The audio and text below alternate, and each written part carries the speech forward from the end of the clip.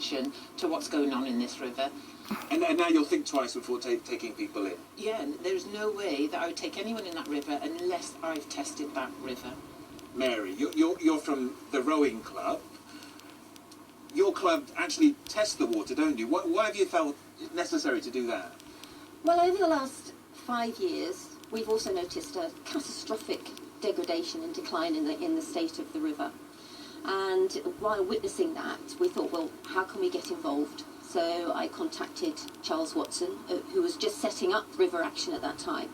And he put us in touch with the Wye Salmon Association. And so ever since then, we have been testing the water regularly here and at 2 sites further down the river. And this data then provides a robust evidence base that's used by the universities, by the scientists, in order to get a real proper picture of what's happening throughout the whole course of the river, which is very important and which is something that the authorities, unfortunately, however much they say they test rather randomly at local places, they haven't managed to get that picture across the whole length of the river.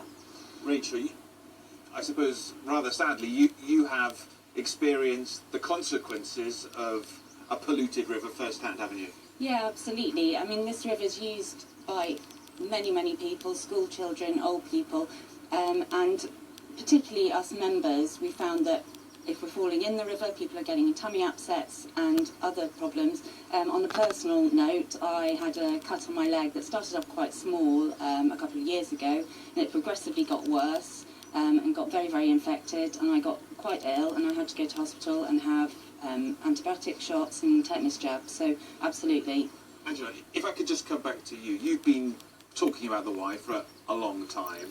I think it's fair to say that other businesses that operate along the river haven't been happy with you for talking about issues of water quality, have they? No, I've been told many times, you know, to be quiet, that I'm ruining tourism. You know, Monmouthshire alone brings in £265 million a year from tourism. Surely if we all got together and we were vocal, and the data that I've collected on this river, you know, if we work together... But what you're effectively saying is that, for example, the anglers, people who've got hotels, B&Bs along the river, they haven't wanted you highlighting what's going on. Not all of them. You know, there's been a few that have been quite firm in what they've been saying to not bring attention. You know, there's been much support, but not everyone is on board with this. We're here because there's this group litigation being launched. Yeah. Why did you decide to take part in that?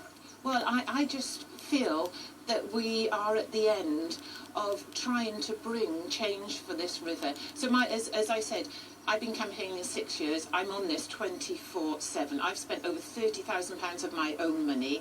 I've got bailiffs knocking at the door. So is this about money for you? Do you want some compensation? Never ever about money, because I wouldn't have dedicated my life for the last 6 years to change it.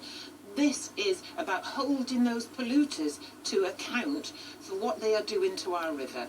Mary, can I just come very quickly to you? You've only found out about this litigation this morning, haven't you? But is that something that the rowing club is maybe going to think about joining?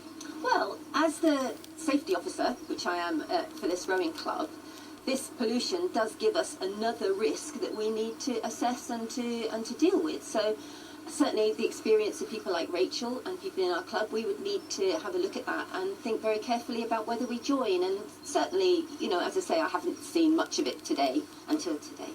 Thank you all very much, Angela, rowers, thank you all very much. And that's it for us from the River Wye today.